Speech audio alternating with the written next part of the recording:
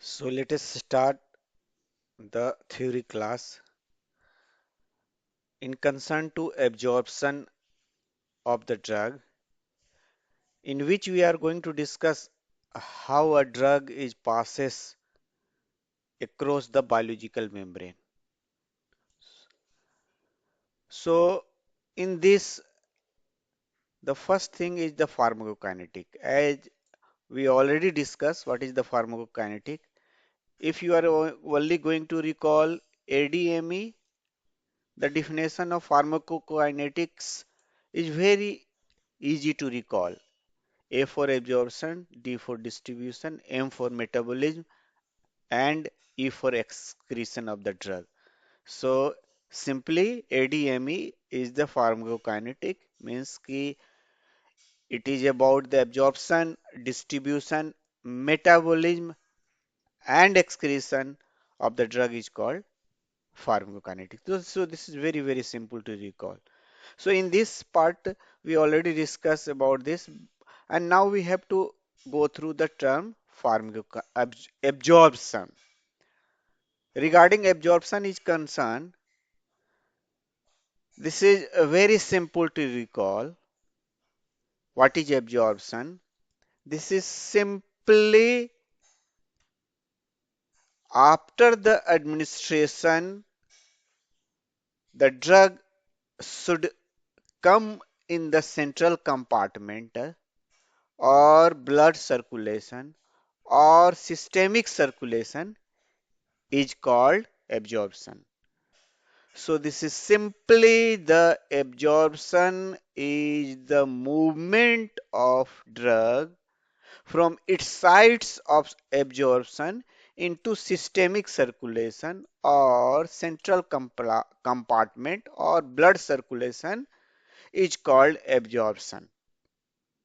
Site of administration means when we are going to take it through oral route. So GI tract is the site of absorption of the drug. When we are going to administer the same drug by intramuscular route, then the site of absorption is muscle.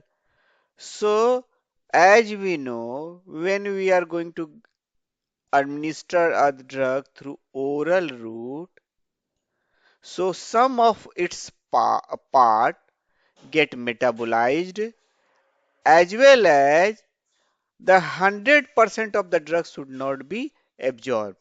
That means कि the amount of drug absorbed from the site of administration into systemic circulation into central compartment after oral administration is not 100%.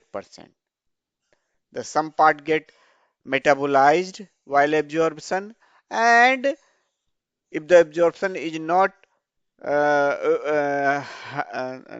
not 100%, then you will find the amount of the drug in the blood circulation should be less than 100%. So this is about the absorption of definition of the absorption of the drug. Now we have to go through the another definition. This is very, very simple to recall, and you have to break it. Bioavailability. So availability is simply the literal meaning the available, and bio means the biological. So thus it is quite similar to the absorption. So simply the availability of the drug after its absorption in systemic circulation is called availability. Why we are always going to concentrate on systemic circulation? Because from there we are considering the action of the drug, and we are going to represent bioavailability as F. So if we are telling that F is equal to 1, that means ki the bioavailability of the drug is 100%, and that we are going to see when we are going to administer the drug through intravenous route. So bioavailability of the drug by intravenous route is 100% because we are directly administering the drug in systemic circulation or blood circulation. So this is called the bioavailability of the intravenous administration of the drug. So this is about the bioavailability. This is about the absorption also. Now we have to go through the other point that influences the absorption of the drug. What are the things that are going to influence the absorption of drug? That we are going to discuss this in this whole chapter.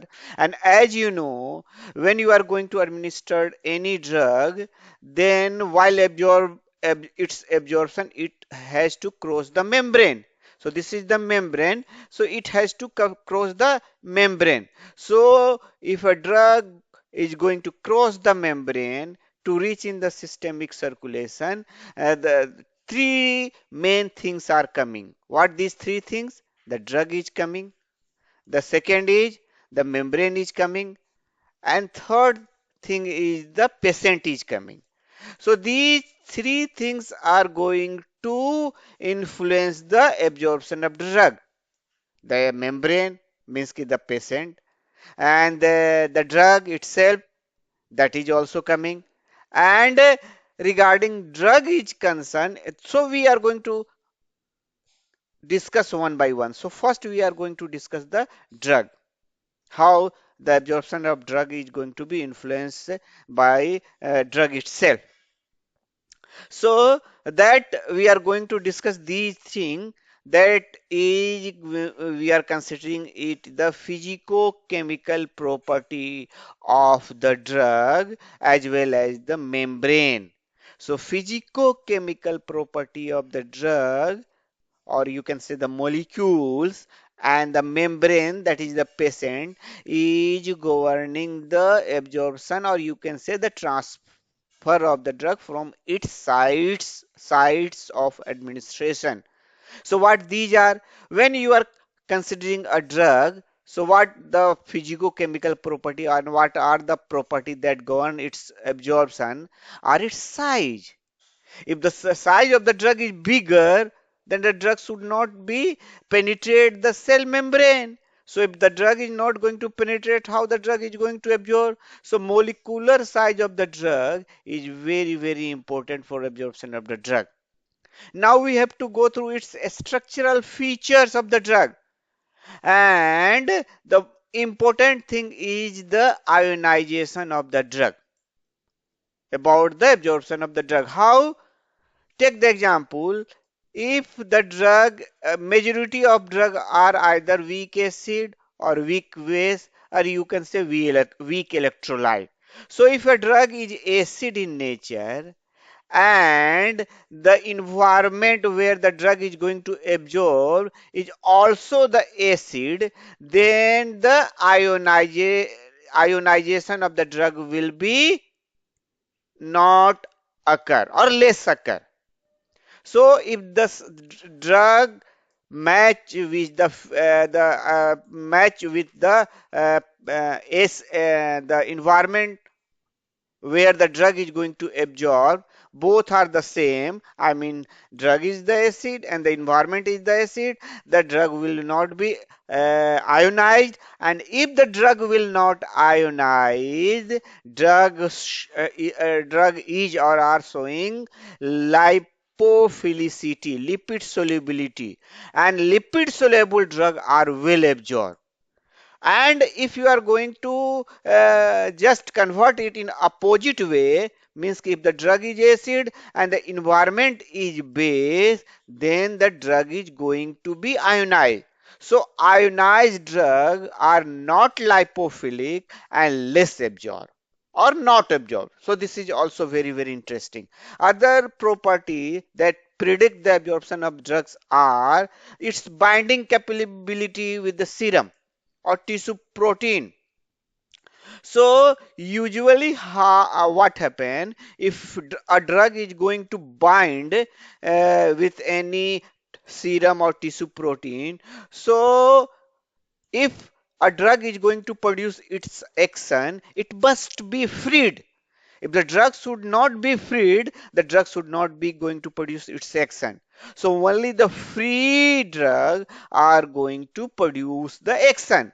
So if a drug having very high capability of binding with the serum of or tissue protein, then you can say the therapeutic efficacy is less, and only the therapeutic efficacy is produced when it left the binding protein. So when it get freed, then the drug should be going to be act. So this is about the physicochemical property of the drug, and also the also the property of the patient, like the pH of the environment or the site, the condition of the patient, whether the patient is the disease in disease condition or not, and also the breed, I mean the genetic makeup of the patient. So these are the governing factors which govern the absorption of the drug. So this is very, very important thing. So now we are going to discuss other thing that regarding the intravenous, that we already discussed the intravenous administration of a drug possessing 100% bioavailability, because in the definition we have seen bioavailability means availability of the drug in systemic circulation, and you are administering the drug directly in the systemic circulation. So in intravenous administration of the drug, the bioavailability is 100%. But when you are going to pick other route like oral administration, its bioavailability is always less than 1 or 100%, because it will be destroyed by the while its dissolution in gastrointestinal fluid, while its penetration through the barrier epithelial cell in intestinal mucosa, also the disease state of the patient, also the presence of food, and also the metabolism of the drug that will occur in the gastrointestinal tract, as well as it also occur in the liver. So these are the factors that influence the bioavailability of the drug that we already discussed. Now we have to discuss the absorption of drug one by one. So here we are mainly considering the absorption of the drug through the oral absorption or GI tract administration. So when you are administering the drug through oral route, or you can say by any other route, the drug should reach in the systemic circulation or blood circulation. So when you are considering through GI tract, then this is absorption, or you can say the transport of the drug from its site of administration is occur, or the absorption of the drug or the transfer of drug from its sites of administration by any route, by oral route, by intramuscular route, by subcut route, is showing or occur by passive diffusion, or this is also called passive flux, or active transport.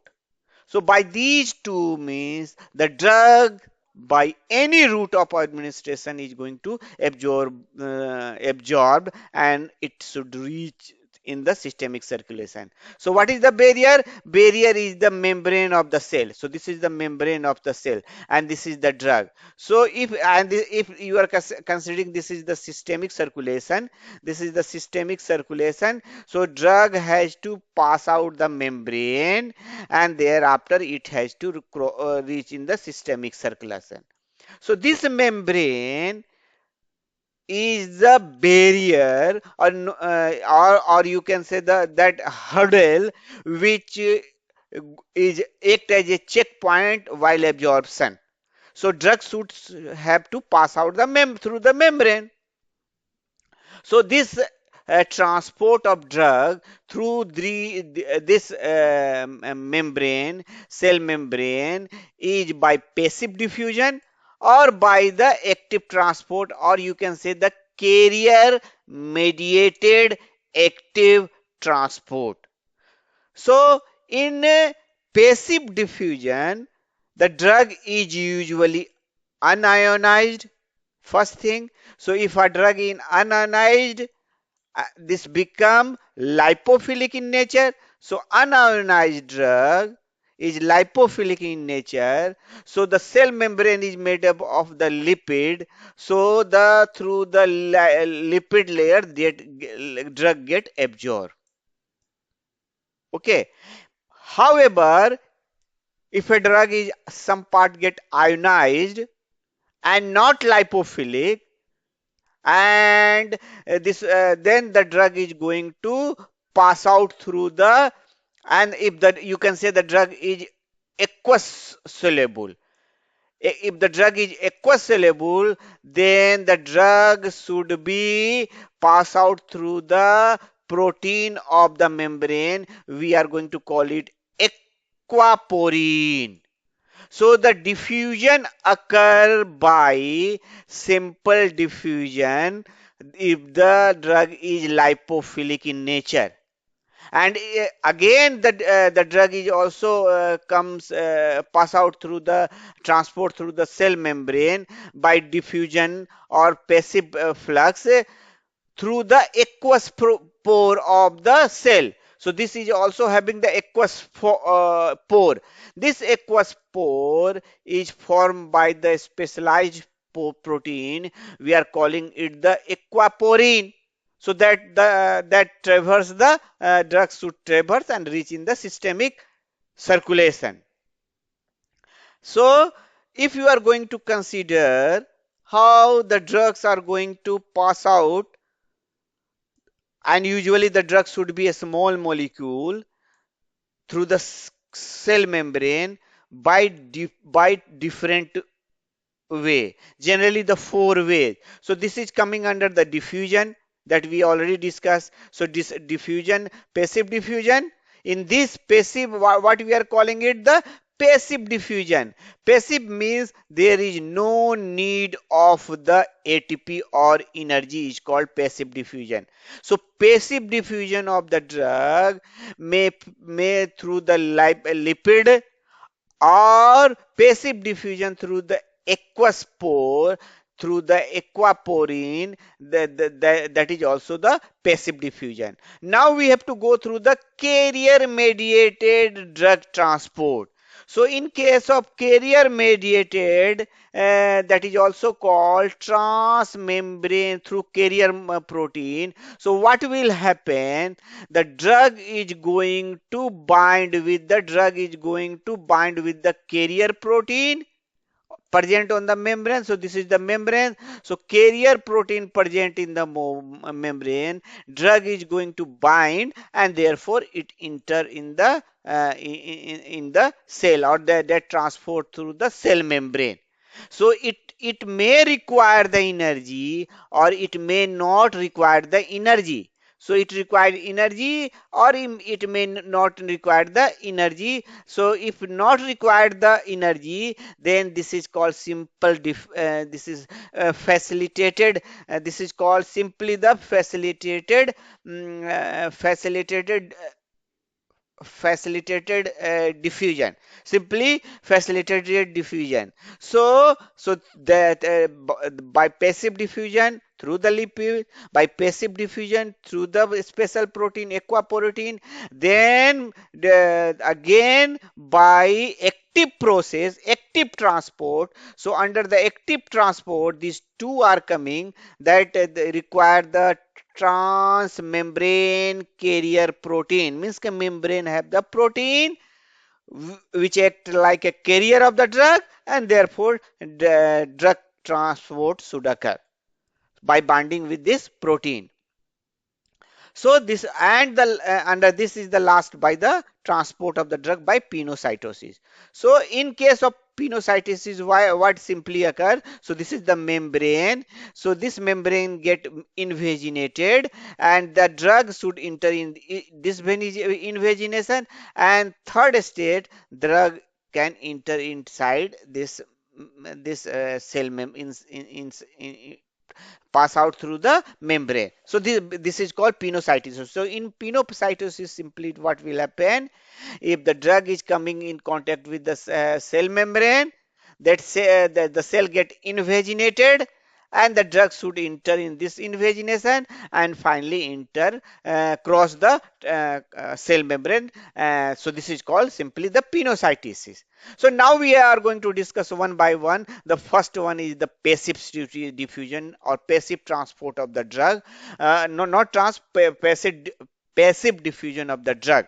And here we are more concentrating through the GI tract. So we have written it from the GI tract. So in passive diffusion of the drug, simply the drug of either weak acid or weak base, that we are calling it the weak electrolyte. So usually weak electrolyte, either weak acid or weak base, or you can say organic non-electrolyte like alcohol, urea, and aminopyrine are simply cross the cell membrane, get transported and reach in the systemic circulation by passive diffusion. In this, there is no need of energy, first thing. So energy in this is not required. First, very interesting and important thing in this passive diffusion. Second important thing in that is in the same pathway of concentration gradient. So passive absorption occur in concentration gradient pathway. So what is this concentration gradient?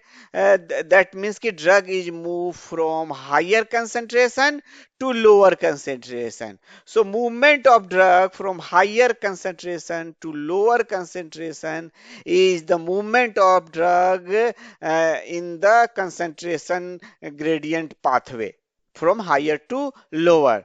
So this way drug is going to move, and therefore the movement of drug do not require any energy. So there is no need of any energy. So there is no energy is required. First, very important thing in passive diffusion of the drug, there is no need of energy. Second thing, majority of the drug get transported by this means, usually the weak electrolyte, that is weak acid and weak base, and also the organic non-electrolyte that we already discussed about. The third important thing is that this passive diffusion do not require any carrier. So this is very important thing. Do not require passive diffusion, do not require any carrier. And a second important thing is that also not saturable, not get fatigue. So not say saturable, not required carrier, and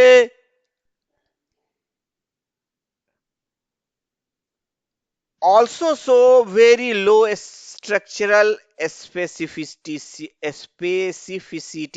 So this is very interesting, this one. And through this way the majority of the drug is get entered or get transport up to the systemic circulation. So this passive diffusion, either if the drug is lipid soluble, so this is going simply pass out the lipid layer of the cell membrane, and if this is water soluble, then it is going to pass out through the aqueous channel. So lipid layer means the biological membrane, that you know, if this is the membrane, so this is made of the lipid, this is made up of lipid, so this is the lipid, so this is the lipid, so this is the lipid of the membrane, so this is the lipid of the membrane, so this is the lipid of the membrane. So in this the drug is simply pass out through this way.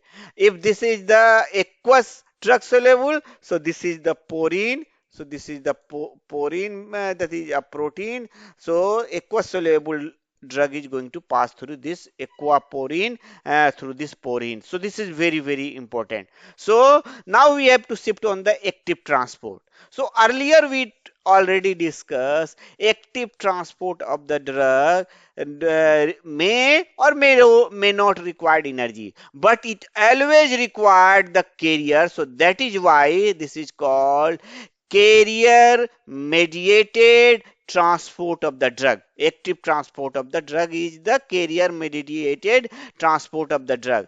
So where this carrier is present? Carrier is present on the membrane, cell membrane, and this is present on the cell membrane. So what will happen if the drug is coming and the drug is going to bind with this carrier, and thereafter carrier is going to take it inside. So this is simply the active transport, that is the required carrier. So this is carrier mediated.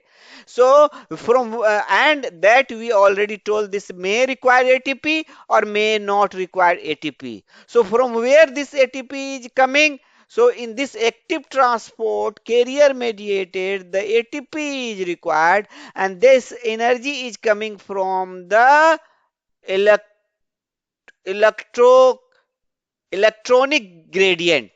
So this energy is coming from the electrochemical gradient. We are calling it not electronic, electrochemical gradient. So this energy is coming from the chemical gradient, and that is why this is the energy dependent. Why the energy is required? This is very interesting, because this is not moving similar to the passive diffusion, because in passive diffusion the movement of drug is from the higher to lower, but in this case just opposite, from movement of drug from lower concentration to the higher concentration, and you can say the against the concentration gradient of the drug, and therefore it require energy. In passive diffusion there is no saturation kinetics is there, but in this case saturation occur, because the carrier mediated transport, carrier protein gets saturated, and the electrochemical through electrochemical gradient, electrochemical element, the energy is coming. So where this active mediated transport of carrier protein is present, so this carrier protein which transport the drug is present in the gastrointestinal tract, present in blood brain barrier, present in biliary tract, and also present in the renal tubule. So this is very important. And other important thing is that this is also participating in the drug resistance. So here we are going to discuss the carrier protein mediated transport. In this example is sodium potassium ATPase. So this is an enzyme and giving the energy to transport. So from where this is coming the energy? From electrochemical, as a form of electrochemical energy, and this is coming from the ions. So how this is coming? So take the example is sodium potassium exchanger. So what is this sodium potassium exchanger? Is that sodium in this sodium is moving inside the cell and calcium is moving outside the cell from the cytosol. So this movement of calcium from inside of the cell, and when this will to outside, when this will occur through the sodium calcium exchange protein carrier, then the calcium should move from inside to outside, and because this is against the concentration gradient, it will require the energy, and this energy is coming from the sodium gradient, and this is from the sodium potassium ATPase, and this will help. So this is the one example. Another example of this transport is that require the energy is SGLT1, SGLT2. So what is this SGLT1 and SGLT2? S stand for sodium. So G stand for dependent, and this S stand for sodium, G stand for glucose, and T stand for transporter. So sodium dependent glucose transporter, we call it SGLT1 and SGLT2. This is also another energy dependent transport of the drug occur, and in this what will happen, glucose is going to move across the membrane of the GI epithelium, across the GI epithelium, and this is also the energy dependent and saturable pathway of transport of the drug. Now we have to go through the other carrier mediated transport. In that we are going to discuss this carrier mediated transport where the energy is not required, so no energy is required, but this is also carrier mediated, so this is called facilitated diffusion. So what is facilitated diffusion? Facilitated diffusion is a carrier mediated transport process of the drug in which there is no need of the energy.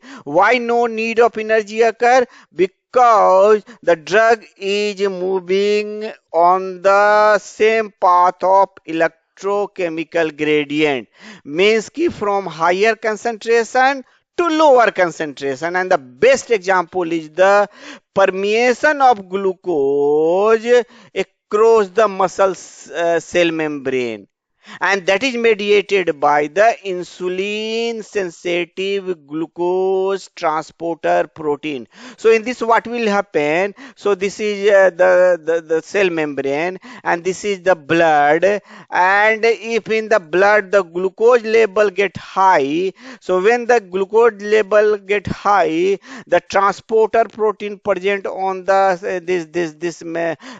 muscle cell membrane, that is we called it the GLUT4, that is glucose transporter type 4 get stimulated, and therefore by this way the glucose is moving from the blood to the inside the muscle cell by this transporter protein, we call it the GLUT4.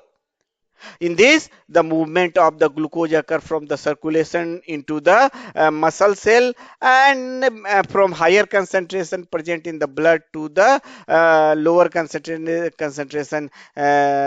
this muscle cell, and this is because stimulated by insulin. So this transporter is called insulin sensitive glucose transporter protein, or GLUT4.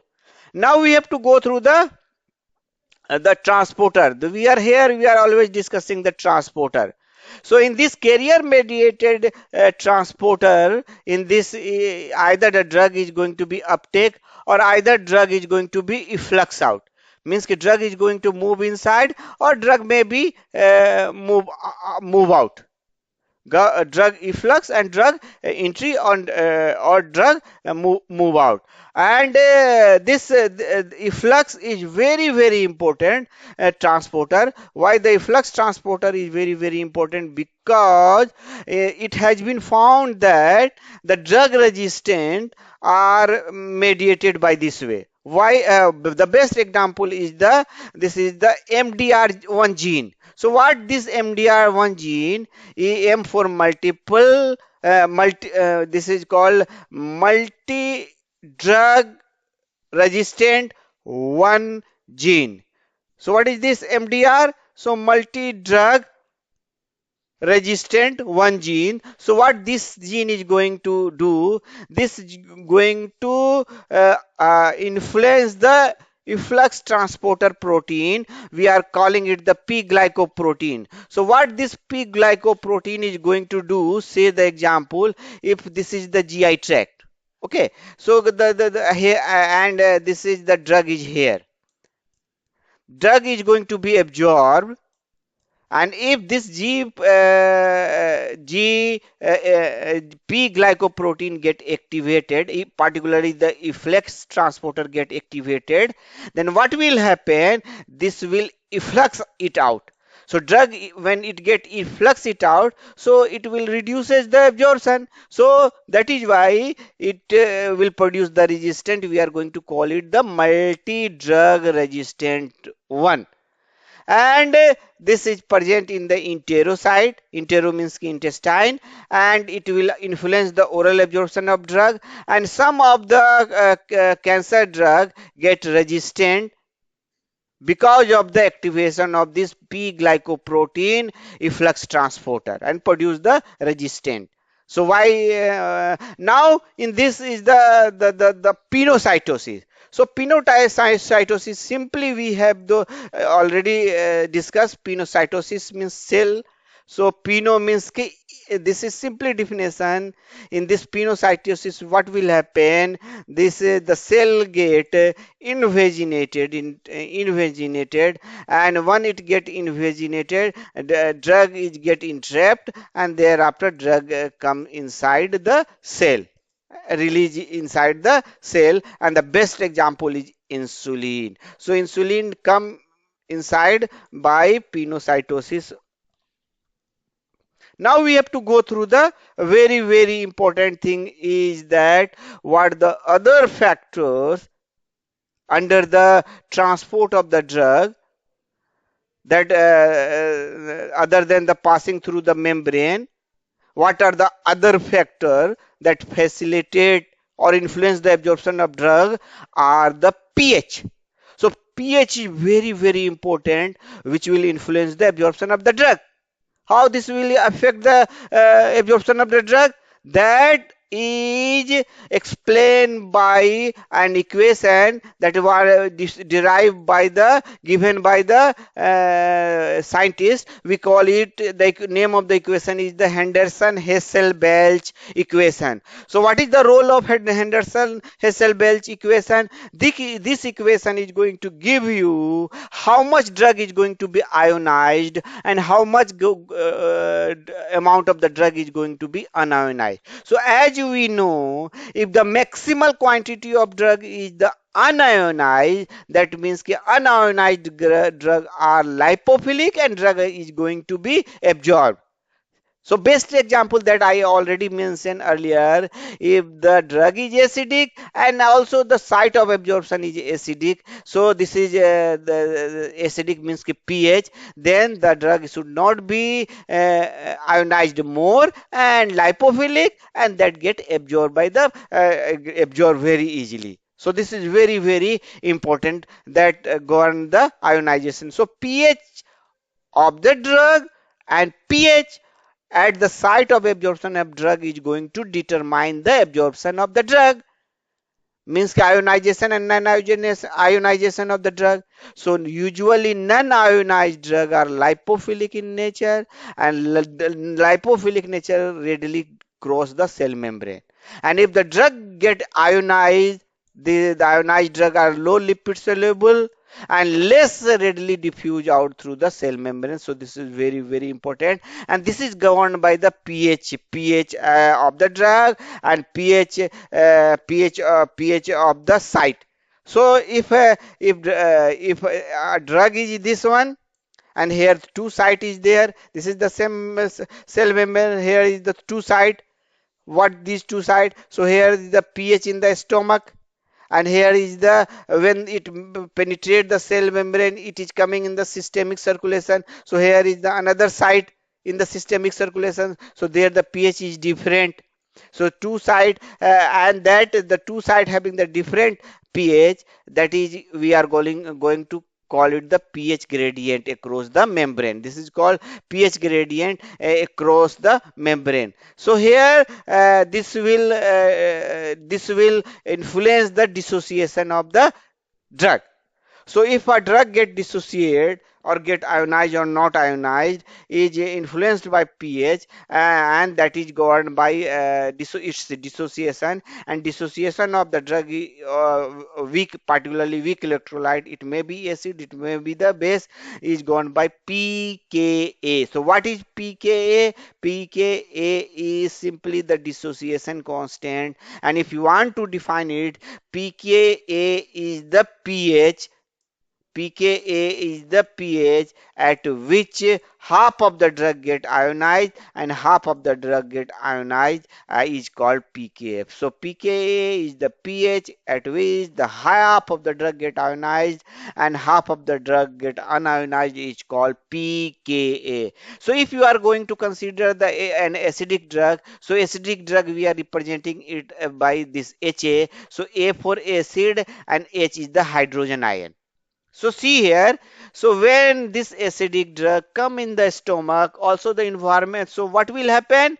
The reaction will occur. So this in this reaction, the drug, HA drug, this is going to get dissociation constant, and that get releases the charged ion, that is the H plus and A minus. So this is going to produce the H plus and A minus. So in case of drug is acidic, then the hydrogen ion is released, and also if a drug is base, in there the hydrogen ion is also released. So what is difference between this and this? In a case of base, we are representing the B for basic drug here, and there also in a basic drug hydrogen ion is released, but in case of acid, the drug usually get charged anion.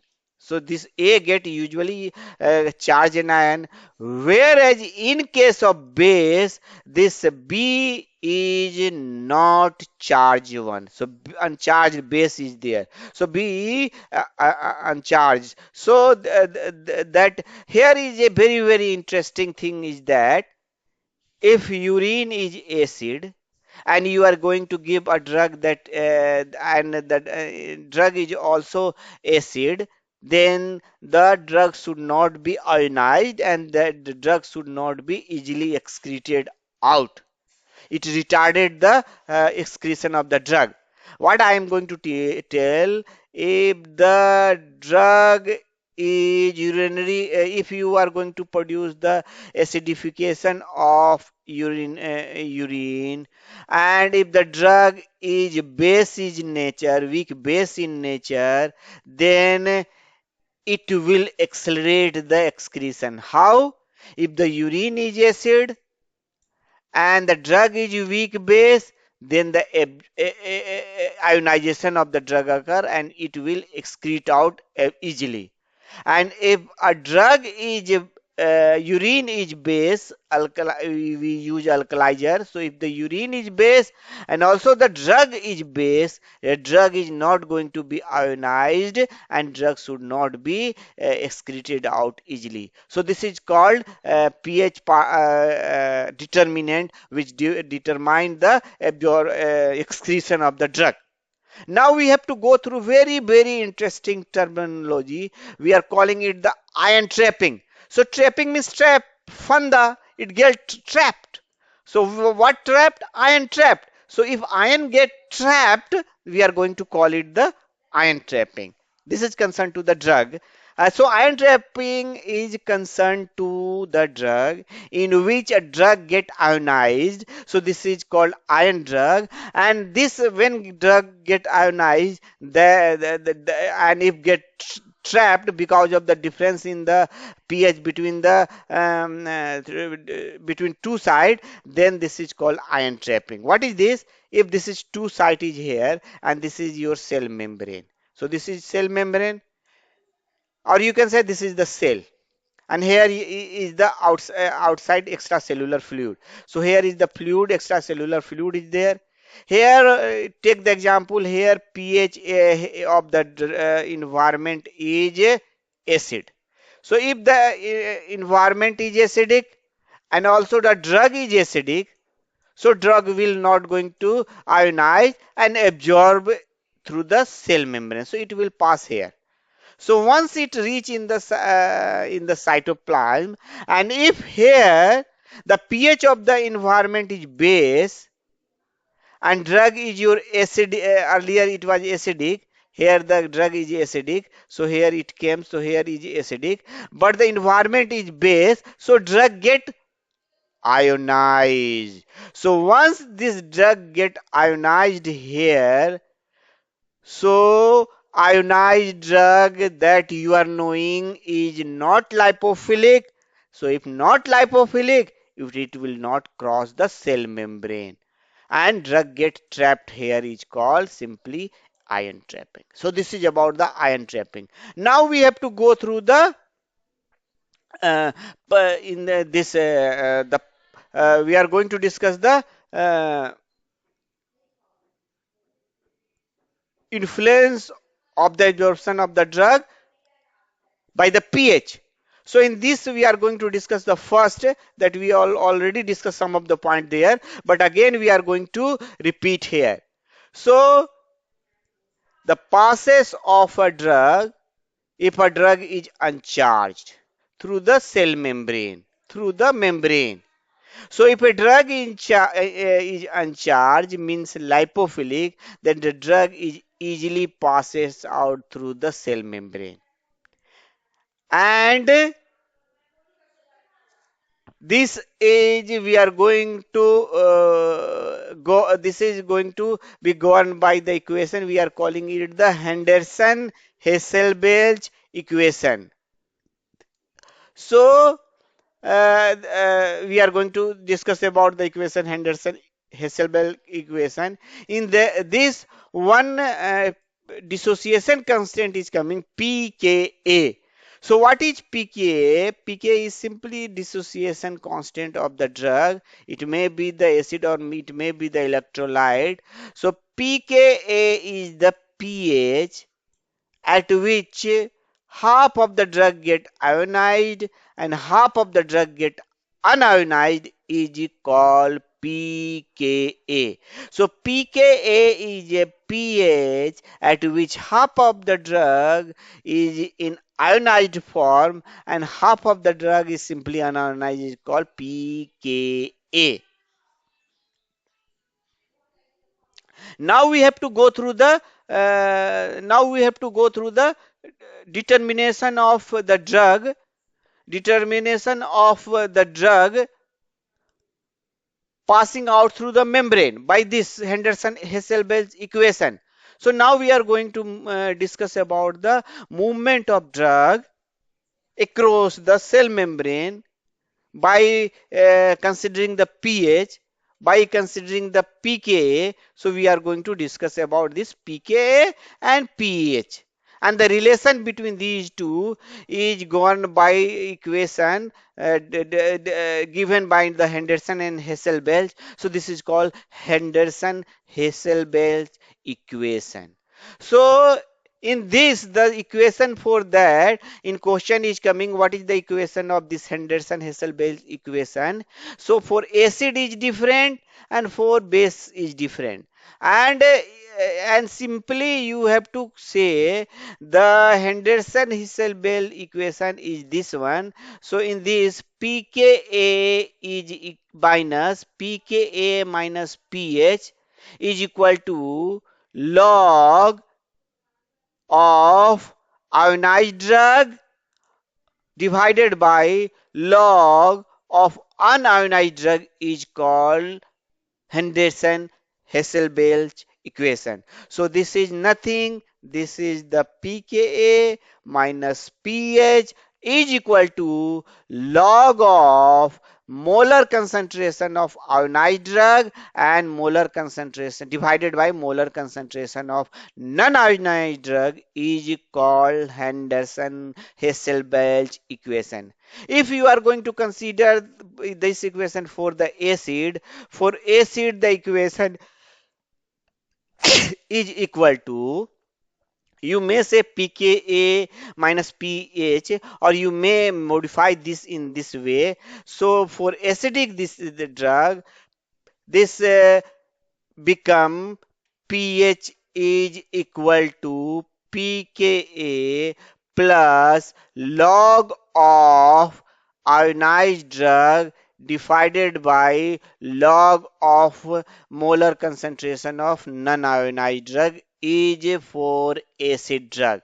Or you can say for basic drug, this is equal to pH is equal to pKw means dissociation constant for water minus pKb means dissociation constant for base. So this is pH is equal to pKw minus pKb plus log of non-ionized, just opposite of this, opposite of this, opposite of this means ki log of non-ionized drug divided by ionized drug, and in another way we also call unprotonated. In another way we are going to write log like this. So this is divided by this one is for basic drug, and this is gone by the equation we are going to call it Henderson-Hasselbalch equation.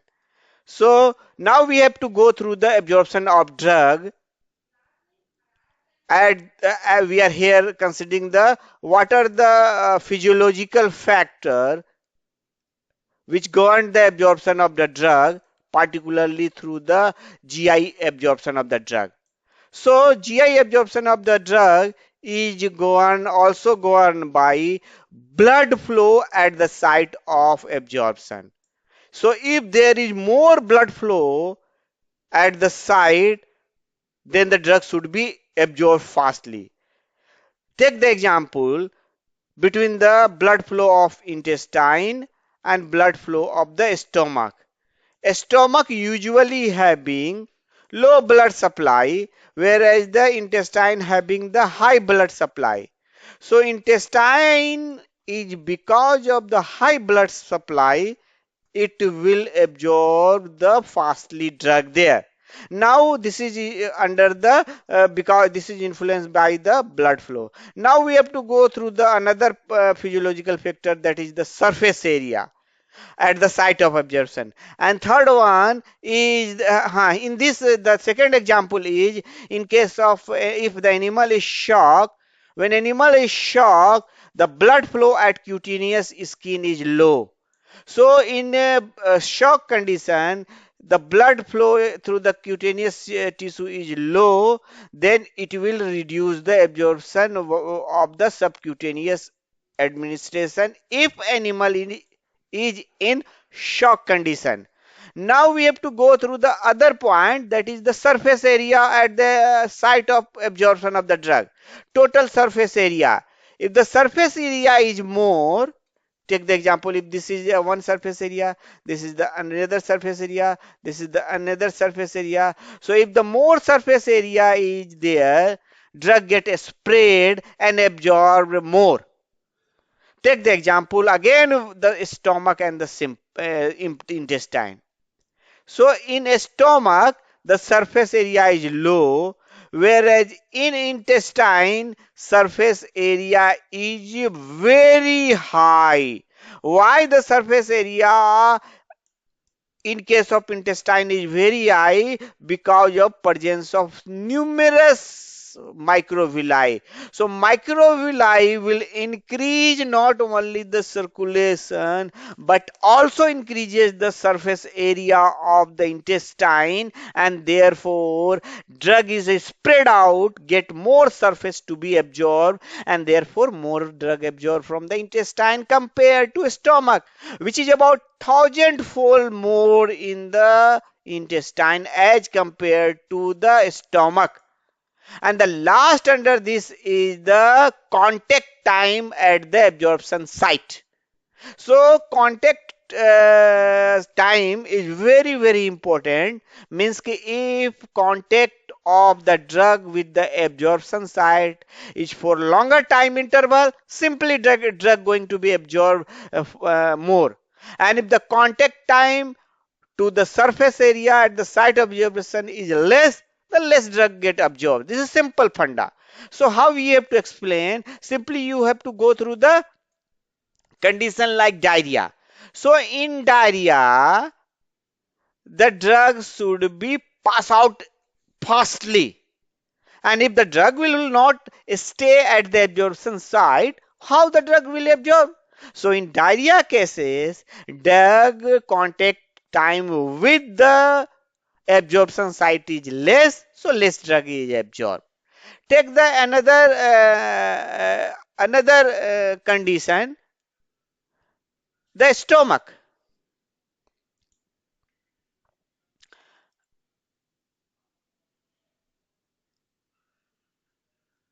Take the another example is presence of food.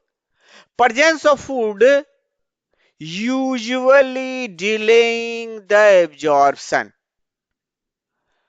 or you can say less absorption occur because in a stomach it dilute the drug. Not only drug, it also slowing the inputting of the food. And if the slow inputting of the food will occur, drug will absorb slowly. So this is all about your absorption class.